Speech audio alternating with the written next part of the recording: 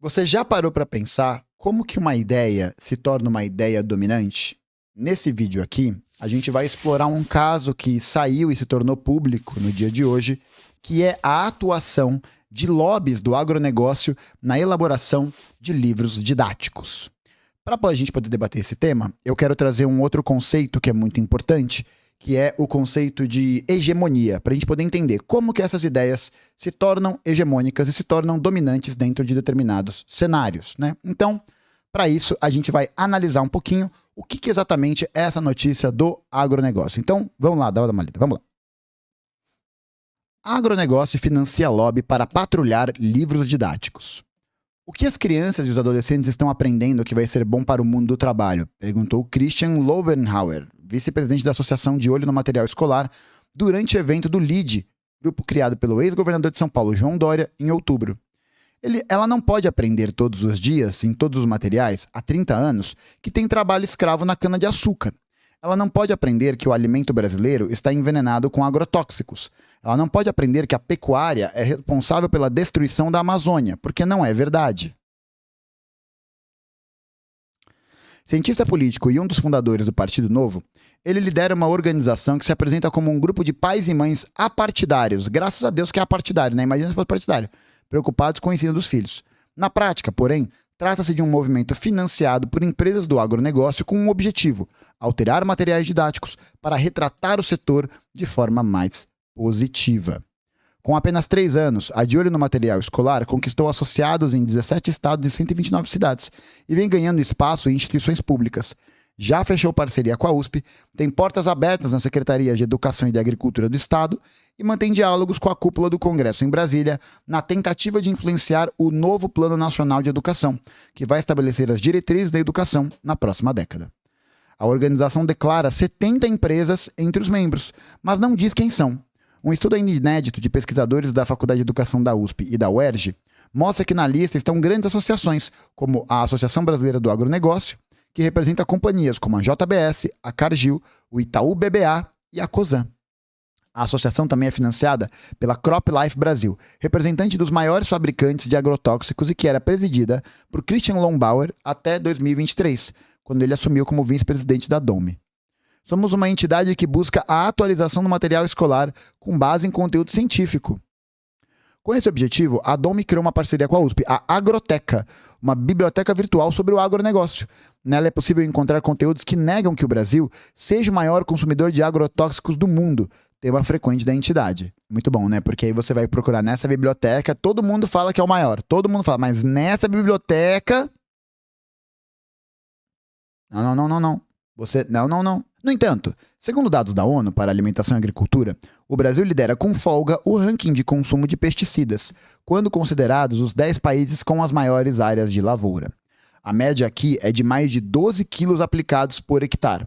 Na sequência estão a Indonésia, ou seja, o Brasil usa o dobro de aplicação de quilos de pesticidas por hectare do que o segundo colocado é a Indonésia, a Argentina e os Estados Unidos. Negar a responsabilidade da pecuária pelo desmatamento na Amazônia e a existência de trabalho escravo na cana-de-açúcar também faz parte dessa estratégia, ainda que diversos estudos apontem a criação de gado como vetor da destruição no bioma, e mesmo que a cana seja um dos setores que mais empregam mão de obra escrava. Especialistas em educação pública, ouvidos pela Repórter Brasil, classificam a organização como uma versão atualizada do Escola Sem Partido, que fiscalizava o material didático e promovia perseguições a professores para impedir uma suposta doutrinação ideológica nas escolas. Para o professor da pós-graduação em educação da UFRJ, da Federal do Rio de Janeiro, o posicionamento da organização é muitas vezes absolutamente ideológico e nada científico. Os livros didáticos são produzidos por autores diversos, são avaliados no interior das editoras e depois no Programa Nacional do Livro Didático, que é um dos maiores programas de distribuição de livros públicos e gratuitos do mundo, afirma Lamosa. Por mais que a gente possa ter divergências e críticas a alguns livros, isso é parte do processo que constitui a diversidade do campo educacional. Que lindo, né? A diversidade do campo educacional para defender aquilo que não é científico. Maravilha. Lobby mira Plano Nacional de Educação. Inicialmente batizado de Mães do Agro, a DOME foi fundada em 2021 pela pecuarista Letícia Jacinto, atual presidente da associação. Ela faz parte de uma família influente no agronegócio, quem diria, com empresas e fazendas em São Paulo e Goiás, nos ramos da pecuária, cana-de-açúcar e soja. Letícia é considerada uma das mulheres mais poderosas do agro pela revista Forbes. Entre suas ações, a entidade realiza palestras, treinamentos e análise de materiais escolares. Organiza reuniões com editoras de livros didáticos, além de excursões a feiras do agronegócio para alunos, professores e profissionais das editoras. Atua também no lobby em Brasília. Apenas nesse ano, a organização já se reuniu pelo menos 2 vezes com o presidente do Senado, Rodrigo Pacheco, e com o presidente da Câmara dos Deputados, Arthur Lira, para debater o PNE, que deve ser votado em 2025. O documento de referência do plano foi alvo de críticas da De Olho no Material. A associação diz que a proposta é pouco plural, carece de base técnico-científica na abordagem do conteúdo e apresenta postura refratária à iniciativa privada. As críticas foram apresentadas em uma nota assinada conjuntamente por outras associações do agro, como a Confederação da Agricultura e Pecuária do Brasil e a Sociedade Rural Brasileira. Inclusive, vale aqui a pena lembrar que muitas dessas confederações e sociedades patronais do agronegócio foram formadas durante os anos 70 e os anos 80, na ditadura militar, que foi quando o agronegócio, nesse modelo em que a gente conhece hoje, começou a se expandir e ganhar recursos do Estado, tanto do ponto de vista do financiamento quanto da ocupação de terras, para realizar o avanço da sua política econômica, tá bom? O Ronaldo Caiado, que é governador, senador de Goiás, ele saiu como candidato à presidência da República em 1989 pela União Democrática Ruralista, que inclusive era um cara que vai ser um dos principais defensores da manutenção da propriedade privada contra as lutas no campo que estavam se articulando naquele momento. Desde então, a Domi realizou diversas investidas em Brasília. Além dos encontros com Pacheco, reuniu-se com o deputado federal Nicolas Ferreira, presidente da Comissão de Educação na Câmara. Em março, durante a reunião da Frente Parlamentar Agropecuária, o deputado apresentou um estudo da Domi e prometeu pautar o tema na comissão. Afinal, o agro é que sustenta e é locomotiva desse país. Meu Deus. Financiado pela Crop Life. Tô até com medo de ver o que é isso aqui. O que é Crop Life? Xiii! Empresa que fala de beneficiamento da gringa? Não sei não, hein? Não sei não. Ah, para representar a indústria que pesquisa e desenvolve defensivos agrícolas no Brasil. Parece bom. Parece bom. Financiado pela Crop Life. O estudo identificou que a maior parte das menções ao agro em 94 livros didáticos tinha um tom negativo. Um dos exemplos é um poema de 91 de Ferreira Goulart, que trata das condições precárias dos trabalhadores de cana-de-açúcar. Já em abril, quando o Senado realizou uma sessão temática para debater o PNE, a Domi indicou vários nomes para discursar. A sessão foi solicitada pela senadora Damares Alves, a pedido da associação, segundo apurou a Repórter Brasil. Para o professor da USP e membro da Campanha Nacional pelo Direito à Educação, Daniel Cara, um dos objetivos do movimento é impor uma visão única da educação e uma disputa da hegemonia das ideias na sociedade, da formação da opinião pública.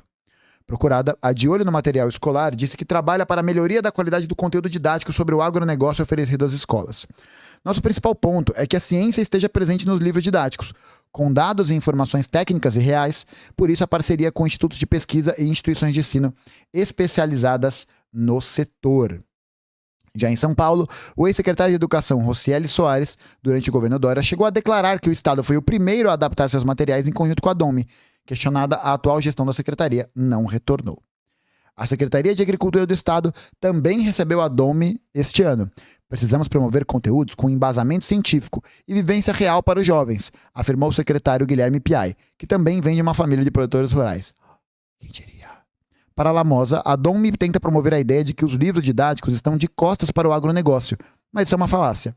As pesquisas mostram que eles estão lá. A questão é que eles querem um monopólio da escola. Bom, acho que nesse exemplo, né, em que a gente vê esse tipo de atuação para poder fomentar uma certa ideia sobre o que é o agronegócio no Brasil, a gente percebe o quanto há em curso, no cenário, uma disputa pela hegemonia das ideias, né?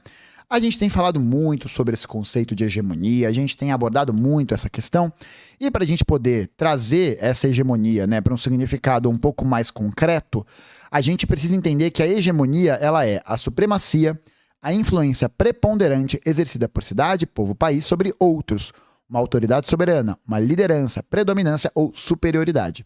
Então, quando a gente observa, né, esse tipo de política que é tocada por associações do agronegócio, a gente percebe que há um esforço muito grande por parte dessas entidades, naquilo que o Gramsci vai chamar de os aparelhos da hegemonia da sociedade civil, em tentar passar um certo conjunto de ideias que possa ser acostumada, naturalizada como as ideias que são boas para todo mundo, né?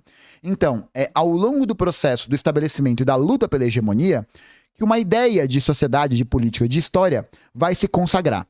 Então, o objetivo da classe dominante de cada tempo é sempre tentar colocar a sua hegemonia em curso.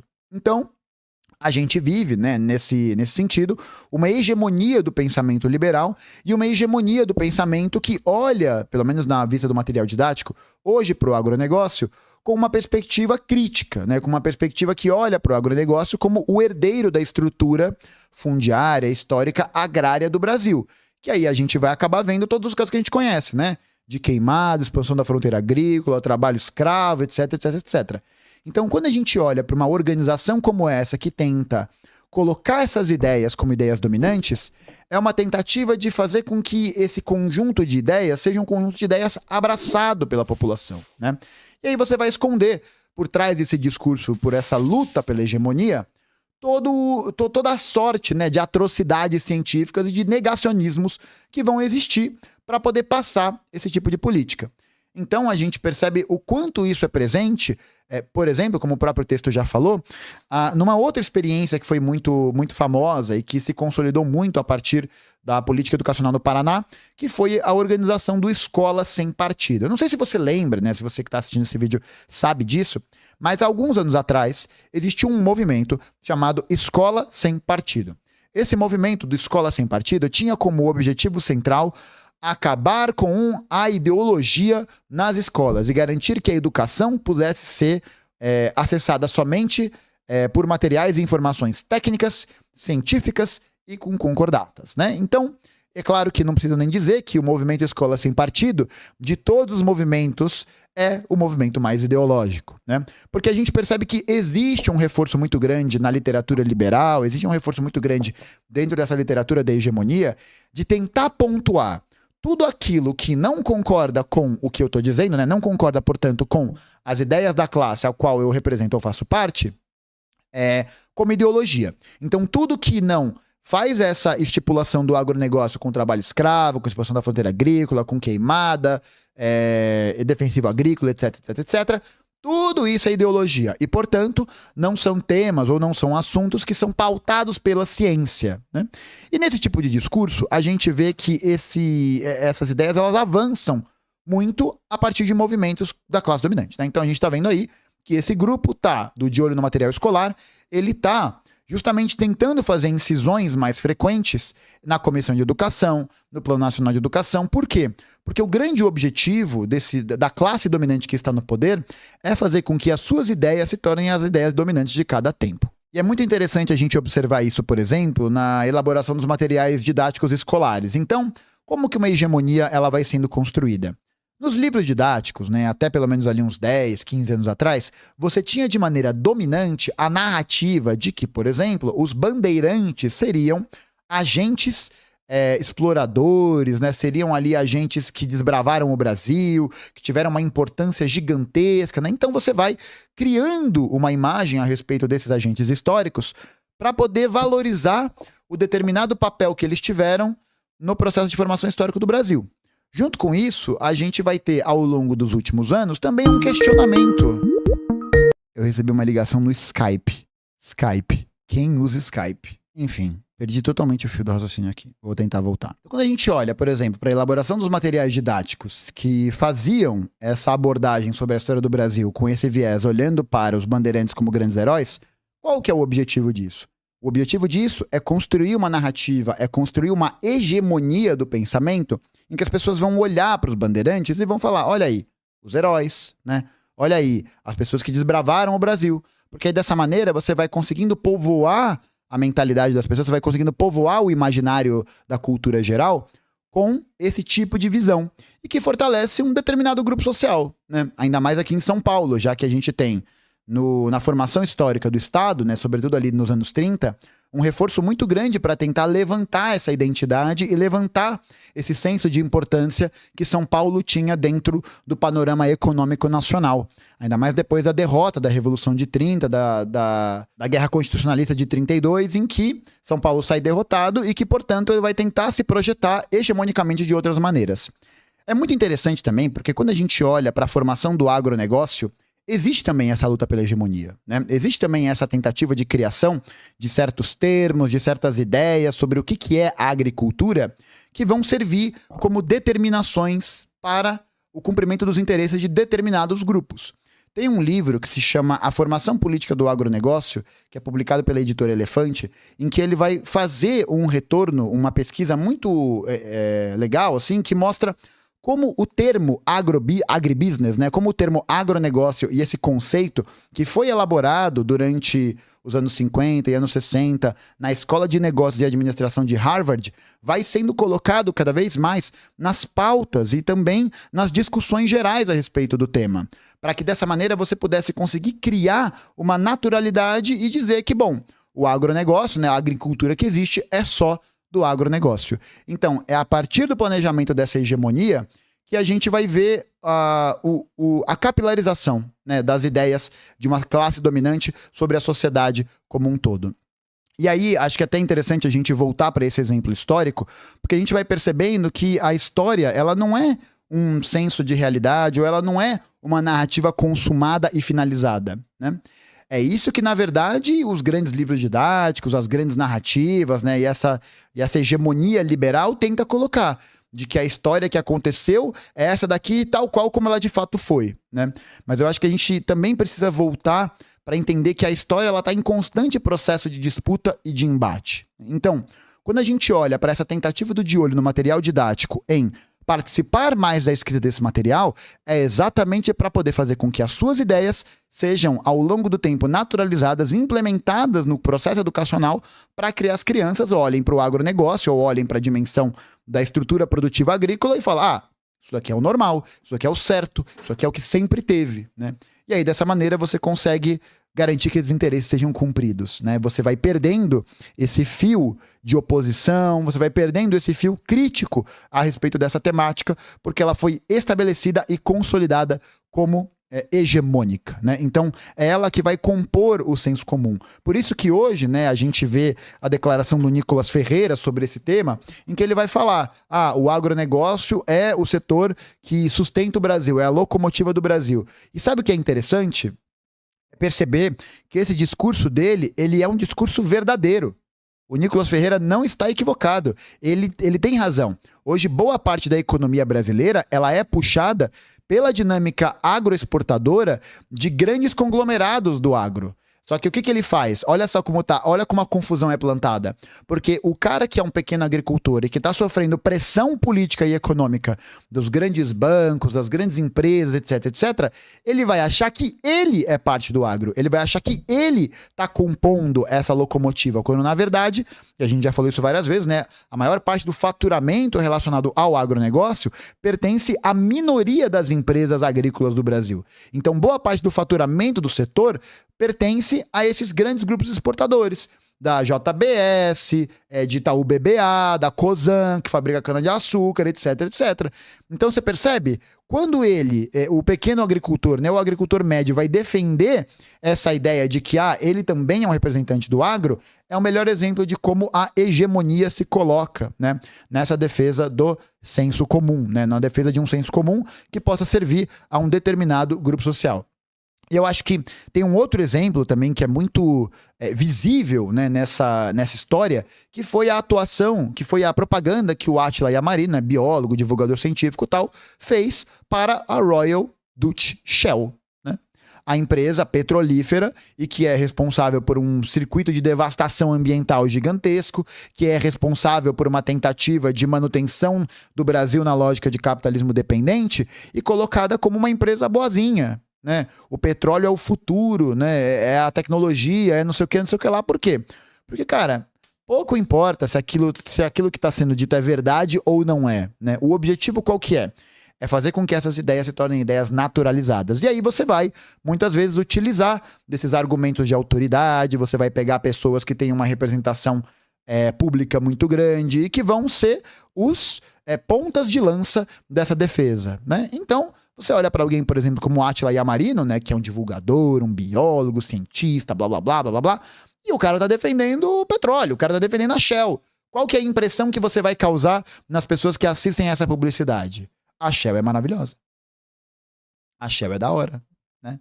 Ela tá preocupada com a inovação, ela tá preocupada com o desenvolvimento técnico, ela tá preocupada com a ciência, ela tá preocupada com as ideias que, na verdade, vão reforçar o papel do Brasil no circuito do capitalismo dependente, né? Porque vai lembrar aí também que a Shell tem participação no processo de desenvolvimento da matriz energética do etanol, do plantio da cana-de-açúcar e que utiliza mão de obra escrava, né? Então você vai tentando pintar essas questões e esses pontos como ciência, como pontos sem discussão, como algo consolidado, para que você faça com que esse pensamento seja o pensamento dominante, né? Então acho que é muito interessante a gente ver como essa luta pela hegemonia ela está constantemente em ação. Quando a gente olha, por exemplo, para a aprovação do projeto das escolas cívico-militares aqui no estado de São Paulo, ou da privatização da gestão das escolas aqui, é um princípio que segue a mesma ideia. Você vai avançando sobre determinadas áreas, avançando sobre determinados setores, para que você consiga implementar um determinado tipo de projeto político e ele vai sendo enfiado goela abaixo, né? Porque essa hegemonia não é uma hegemonia construída só no campo das ideias, né? No campo das melhores ideias, parará, piriri, pororó. Mas ela é uma hegemonia que é construída muitas vezes fisicamente, a partir do uso do aparelho das forças de repressão do Estado, né? Só que a gente tem tanto esses aparelhos de repressão e de ideologia de hegemonia do Estado, né, que vão ter esse papel de articulação, esse papel de organizador dessas ideias, quanto os aparelhos de hegemonia da sociedade civil, que não pertencem ao Estado, mas que são de entidades privadas, de entidades da sociedade civil e que querem implementar suas ideias. E que querem colocar as suas ideias como as ideias dominantes de cada tempo. Então esse exemplo do material didático, ele é muito elucidativo nesse sentido. Ele mostra pra gente como a disputa da hegemonia acontece. E aí a questão que fica é a seguinte: para você fazer essa disputa, né, para você poder colocar essa hegemonia em curso, é necessário que você faça um combate à ascensão dessas ideias hegemônicas, né?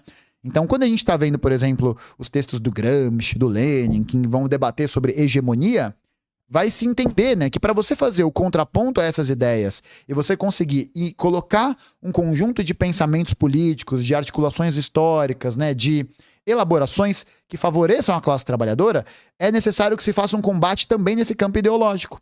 Só que aí qual que é o problema? A hegemonia que hoje faz parte desse conjunto da hegemonia do senso comum da esquerda é uma hegemonia liberal. É uma hegemonia que, ao contrário de barrar os avanços desses grupos, ela permite o avanço desses grupos, né? E isso acontece não só no setor do agro, né? Mas acontece também no próprio setor do Ministério da Educação.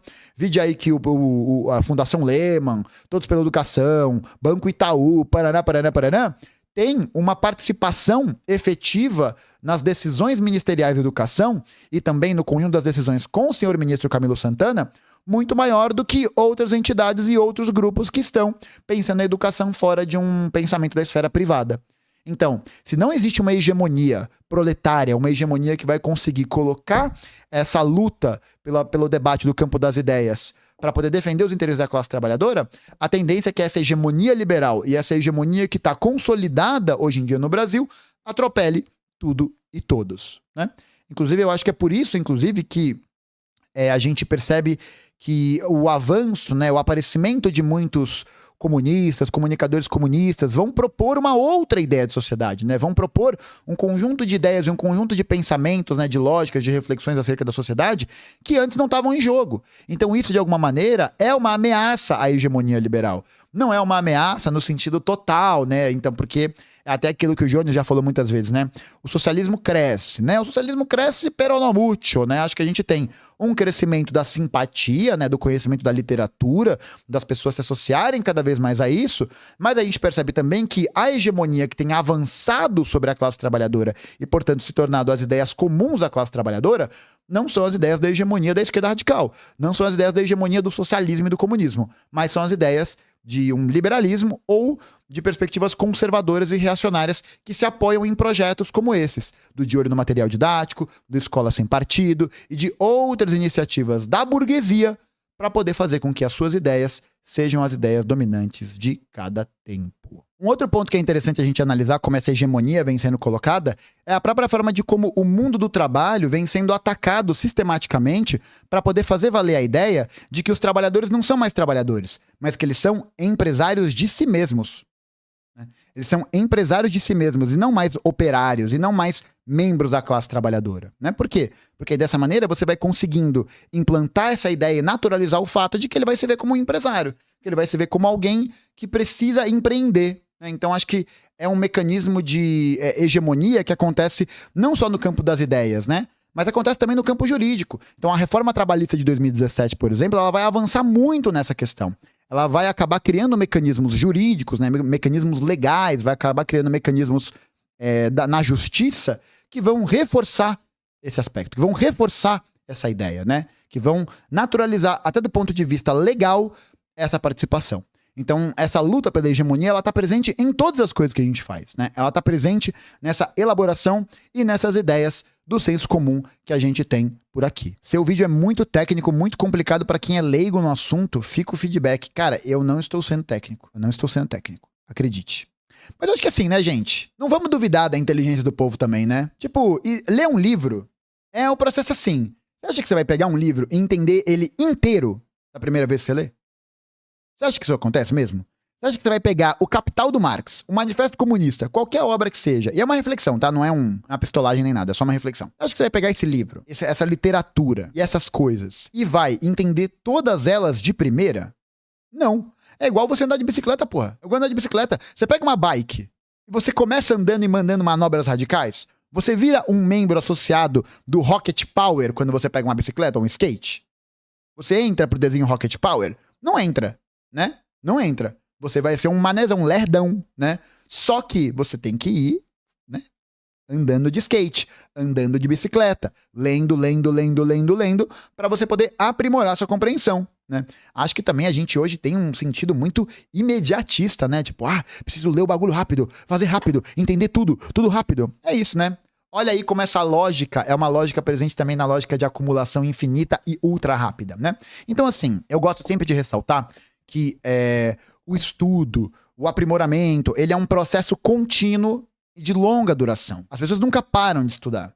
Então, não duvide da capacidade do povo de entender as coisas. Mas obrigado pelo feedback, Doug. Obrigado pelo feedback. Ele é bem importante, tá? Inclusive, eu tenho reparado nisso, que eu preciso ser mais conciso e quero ser mais incisivo nas abordagens que eu faço, porque eu acho que eu dou muitas voltas e repito muitas vezes as mesmas coisas. Espero que vocês tenham gostado desse vídeo. Não se esqueça de curtir, se inscrever, de comentar aqui embaixo o que você achou, se esse tipo de política já apareceu na sua cidade. E também não deixe de conhecer os links que estão aqui na descrição, tanto o curso de formação política e de história, quanto o clube de apoiadores. Além disso, também falar mais uma vez do curso que eu e Eribaldo Maia estamos fornecendo sobre identitarismo. Conhecer, combater e vencer. Mais informações aqui embaixo. Valeu e até a próxima.